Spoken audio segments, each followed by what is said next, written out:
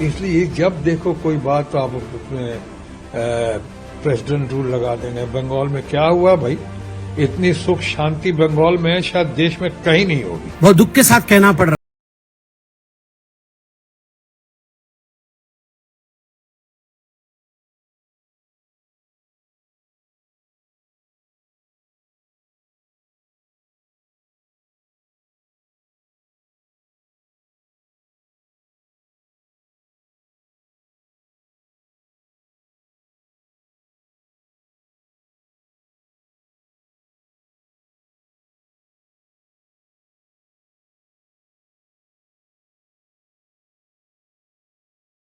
Camp करके बैठी हुई।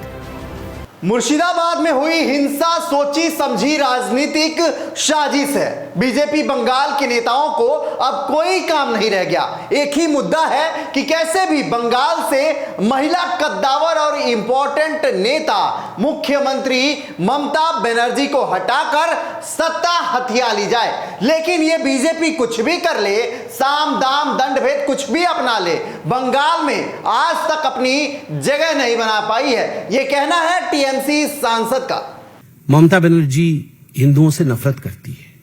देखिए, मुर्शिदाबाद में जो हुआ है या जो कराया गया है, मुझे लगता है कि एक सोची समझी राजनीति या सोची समझी साजिश के तहत है। पश्चिम बंगाल के मुर्शिदाबाद में मची हिंसा के बाद बीजेपी लगातार राज्य में राष्ट्रपति शासन लगाने की मांग उठा रही है। इसी बीच जहां एक तरफ बीजेपी लगातार टीएमसी पर निशाना साध रही है, वहीं दूसरी तरफ टीएमसी सांसद शत्रुघ्न सिन्हा ने कहा अगर राष्ट्रपति शासन लगाना है तो केंद्र सरकार पर लगाना चाहिए। सांसद शत्रुघ्न सिन्हा ने मुर्शिदाबाद हिंसा को लेकर कहा कि एक मुख्य रूप से बंगाल और बिहार के चुनाव की वजह से ही हुआ है। सांसद शत्रुघ्न सिन्हा ने मुर्शिदाबाद हिंसा को लेकर कहा कि यह मुख्य रूप से बंगाल और बिहार के चुनाव की वजह से ही हुआ है। इसी के साथ बीजेपी की तरफ से राष्ट्रपति शासन लगाए जाने की मांग को लेकर उन्होंने कहा अगर कहीं राष्ट्रपति शासन लागू होना चाहिए तो मेरे मुताबिक ये केंद्र की सरकार पर लगना चाहिए ताकि ये सब हरकत ना करें, ये डिवाइड एंड रूल की पॉलिसी ना अपनाए। यानी कि उनका सीधा सीधा कहना यह था कि पश्चिम बंगाल में जो हिंसा हुई वो भाजपा के द्वारा कराई गई है और ये प्लानिंग के तहत कराई गई है और इससे जो है बंगाल में डिवाइड एंड रूल की पॉलिसी को पुनः जो है हवा दी गई है। मेन तो बिहार और बंगाल चुनाव की वजह से लोग बता रहे हैं। बिल्कुल, इसीलिए मैंने कहा कि अगर कहीं प्रेसिडेंट रूल लगना चाहिए मेरी नजरों में, मेरे ख्याल से, तो हमारे केंद्र की सरकार पर लगना चाहिए ताकि ये सब हरकत ना करें, डिवाइड एंड रूल की पॉलिसी ना अपनाएं, ये हमारे लोगों में ये तनाव ना पैदा करें, चुनाव के वक्त में तनाव पैदा कर रहे हैं। साफ इसका उद्देश्य और अभिप्राय समझ में आ रहा है। इसलिए जब देखो कोई बात तो आप उसमें प्रेसिडेंट रूल लगा देंगे। बंगाल में क्या हुआ भाई? इतनी सुख शांति बंगाल में शायद देश में कहीं नहीं होगी। मैं वहीं का एमपी हूं, सांसद हूं अभी, आसनसोल, जो दूसरा सबसे संपन्न रेवेन्यू के मामले में वो डिस्ट्रिक्ट है सबसे। वहां पे मैं देखता हूं कितनी सुख, वहां पे तो नारे लग रहे हैं चारों तरफ, भाईचारे का शहर, सिटी ऑफ ब्रदरहुड आसनसोल। पूरे बंगाल में ऐसा है। 30% है कि 33% है कि 35% वहां मुस्लिम परिवार रहते हैं। आज तक तो मैंने नहीं सुना कभी कोई ऐसा दंगा हुआ, कोई फसाद हुआ। कई बार करवाने की कोशिश की है, हमने सुना है कि करवाने की कोशिश करते हैं, आता है, थम जाते के लोग जानते हैं और मानते हैं कि भाईचारा, सर्वधर्म समभाव, तो जियो और जीने दो, प्यार से रहो और सबको प्यार से रखो। बंगाल पे राज्यपाल शत्रुघ्न सिन्हा ने बीजेपी पर निशाना साधते हुए कहा कि हमारे लोगों के बीच ये तनाव पैदा न करें। चुनाव के वक्त में ये तनाव पैदा कर रहे हैं, साफ इसका मकसद समझ में आ रहा है। मुर्शिदाबाद हिंसा को लेकर जहां एक तरफ बीजेपी लगातार टीएमसी को घेर रही है, वहीं इस बीच सांसद शत्रुघ्न सिन्हा ने कहा बंगाल में इतनी सुख शांति है कि देश में कहीं नहीं होगी। मैं वहीं का सांसद हूं। अभी आसनसोल जो मेरे चारों तरफ भाईचारे के नारे लग रहे हैं, पूरे बंगाल में ऐसा है। 30 से 35% वहां मुस्लिम परिवार रहते हैं। आज तक मैंने नहीं सुना कि वहां कोई दंगा, कोई फसाद हुआ हो। देखिए, मुर्शिदाबाद में जो हुआ है या जो कराया गया है, मुझे लगता है कि एक सोची समझी राजनीति या सोची समझी साजिश के तहत है। ये इंसानी ज़िंदगी से खेला जा रहा है और हमारे भारतीय जनता पार्टी के मित्रगण जो हैं, अब लगता है उनको बंगाल में कोई काम नहीं रह गया है कि एक ही मुद्दा उनके लिए किसी तरह से दीदी को, खासकर ममता जी को, जो आज देश के अंदर सबसे ज़्यादा लोकप्रिय तो हैं ही, कद्दावर हैं, सबसे प्रोमिनेंट हैं, सबसे इम्पोर्टेंट लीडर हैं ममता बनर्जी, लेकिन साथ ही साथ ये भी महसूस करते हैं लोग कि देश में अभी एक ही महिला मुख्यमंत्री है और उसके साथ साथ महिला मुख्यमंत्री का जो करिश्मा देखा है उन्होंने कि आज तक भारतीय जनता पार्टी कुछ भी कर ले उसके बावजूद अपनी जगह नहीं बना पाई है। अगर कुछ लोग कहते हैं कि ईवीएम मशीन के जरिए या कुछ कांड करके पिछली बार कुछ सीटें अपोजिशन के तौर पर लेकर हासिल कर ली, लेकिन इसके पहले देखें और अब बाद में भी देख रहे हैं कैसे उतार चल रहा है भारतीय जनता पार्टी का। ये पहली बार सुन रहा हूं मैं, कुछ सालों से एक नया नैरेटिव पेश करने की कोशिश करते हैं हमारे भारतीय जनता पार्टी के मित्रगण कि हिंदू खतरे में। आप 100 करोड़ के करीब रहते हैं यहाँ पे, आप करीब 20-25 करोड़ रहते हैं यहाँ पे मुसलमान, हमारे मुस्लिम फ्रेंड्स या उनका मुस्लिम परिवार। अब आप वो उनका तो सुनते आते थे, पहले उनका सुनते आते थे कि सो वो मुस्लिम इस्लाम खतरे में है चाहे मुस्लिम खतरे में।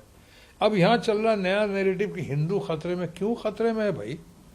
आप अब सर्वधर्म समभाव के साथ अगर हम चल रहे हैं, समाज को चला रहे हैं, अब बंगाल को आगे बढ़ा रहे हैं, या पूरा देश चाहता है कि सर्वधर्म समभाव हो, ये भावना होनी चाहिए।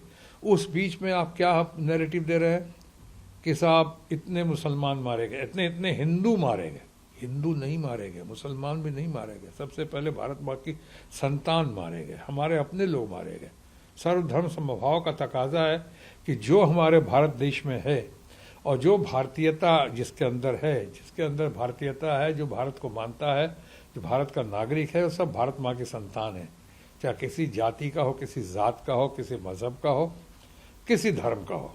दुनिया देख रही है कि ये बिल्कुल पॉलिटिकल मामला दिख रहा है, सारा पॉलिटिक्स से भरा हुआ, राजनीतिक बदले के लिए या राजनीतिक ड्रामा है। ये सब क्या कर रहे हैं आप? सब पब्लिक जान रही, किसी से पूछ लें आप। इन्होंने अभी तक इतने ज़्यादा ईडी को आपने इस्तेमाल किया है या दुरुपयोग किया है इन संस्थाओं का कि साहब 95-96% केसेज आज तक आए हैं। कन्विक्शन रेट तो आपका 0 के बराबर ही है करीब, लेकिन 95-96% लोगों पर जो केस हुआ है वो सिर्फ अपोजिशन के लोगों पे ही हुआ है। ये क्या तमाशा है? आप ईडी को बदनाम कर रहे हैं, सीबीआई जैसी संस्था को बदनाम कर दिया आपने। रात के 12 बजे के बाद उनके यहाँ पहुंच जाते थे आप पुलिस लेके। बताइए, सीबीआई के ऑफिस में पुलिस लेके पहुंचे हैं। ये सब अच्छा केस कोई आ गया उसको दबाने के लिए, उसको रोकने के लिए। ये लोग समझ रही है आप सत्ता का दुरुपयोग कर रहे हैं। कि जिस तरह से राम जन्मभूमि का फैसला हुआ, बहुत लोग उसमें सवालिया निशान खड़ा कर रहे थे कि क्या हुआ, ऐसा कैसे हो गया, या 2 महीने के अंदर में, 3 महीने के अंदर में। लोग कहते थे, अभी भी कहते हैं कि राज्यसभा में कैसे चलेगा चीफ जस्टिस, कोई कोलिंग पीरियड नहीं, कुछ नहीं, चीफ जस्टिस चलेगा वहाँ। लेकिन हम सब लोग इस बात को मानते थे और कहते हैं अभी भी, जैसा आपने कहा कि भाई सुप्रीम कोर्ट है। अब सुप्रीम कोर्ट का कोई फैसला पसंद ना भी आए तो उसके बाद कहाँ जाएं, किसको बोलेंगे हम लोग? तो सुप्रीम कोर्ट का फैसला सुप्रीम है, हम उसमें आस्था है हमारी, हम विश्वास है उसमें, और हमको करना भी चाहिए। सुप्रीम कोर्ट पे सवाल उठाने का कोई सवाल नहीं पैदा होता है। और आप अपनी बुद्धि से तमाम जजेस की बुद्धि को जज करेंगे, जिसके पीछे आर्गूमेंट लगा है, जिसके पीछे इतने सालों की मेहनत हुई है, इस तरह से अचानक जोश में आप कह जाएं तो मैं नहीं समझता वो ठीक होगा। मैं बहुत कदर करता हूँ और मैं समझता हूँ सुप्रीम कोर्ट पे कोई सवाल नहीं उठना चाहिए और उठाना भी नहीं चाहिए, भले आपको जजमेंट पसंद आए या जजमेंट पसंद ना आए। वहीं हिंसा को लेकर बीजेपी लगातार टीएमसी पर हमलावर है। पार्टी ने सीएम ममता बनर्जी के घटनास्थल पर न जाने को लेकर निशाना साधा है। बीजेपी सांसद और राष्ट्रीय प्रवक्ता संबित पात्रा ने सीएम के हिंसा प्रभावित क्षेत्र का दौरा नहीं करने को लेकर कहा, ममता बनर्जी हिंदुओं से नफरत करती हैं। साथ ही सीएम ममता बनर्जी पर कटाक्ष करते हुए बीजेपी नेता ने कहा कि अगर मुस्लिम भाइयों के खिलाफ इस तरह के अत्याचार किए गए होते तो बंगाल की सीएम आंदोलन कर रही होती। वक्फ अधिनियम के खिलाफ विरोध प्रदर्शन के दौरान भड़की हिंसा में कम से कम 3 लोग मारे गए और कई लोग घायल हुए हैं। पुलिस के मुताबिक 200 से ज्यादा लोगों को इस मामले में गिरफ्तार भी किया गया है। लेकिन जिस तरीके से यह आरोप प्रत्यारोप लगातार जारी है टीएमसी और बीजेपी बंगाल के बीच, इस पर आपकी क्या प्रतिक्रिया है कमेंट कर हमें जरूर बताएं। वीडियो अच्छी लगे तो चैनल को सब्सक्राइब करें और वीडियो को लाइक करना ना भूलें।